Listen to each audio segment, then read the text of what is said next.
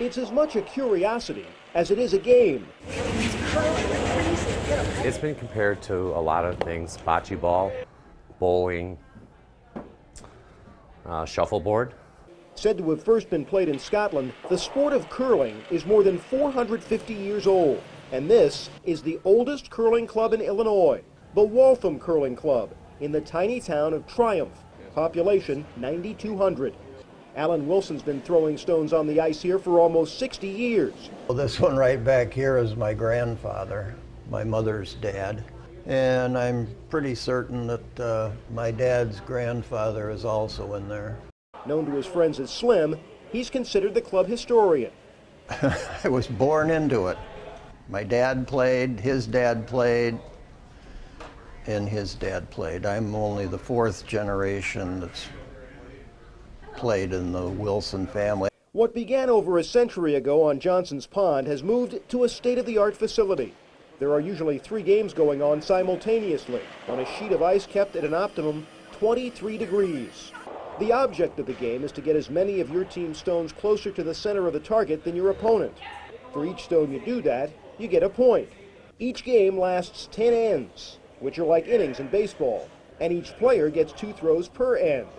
The stones are made of granite and weigh about 40 pounds. It just takes practice. It's kind of like golf, in a way. A lot of golfers are curlers. Curlers are golfers. It's just a feel for the game. I'm a pretty competitive person myself, but I like it's individual yet team oriented, and there's always room for improvement. Nobody's perfect at it, so you can get better and better. There are members of the Waltham Curling Club who live as far as 100 miles away, but that's nothing compared to the distance a man named John Curry traveled when he first brought the game here from Scotland and established this club in 1884. He came over to visit relatives.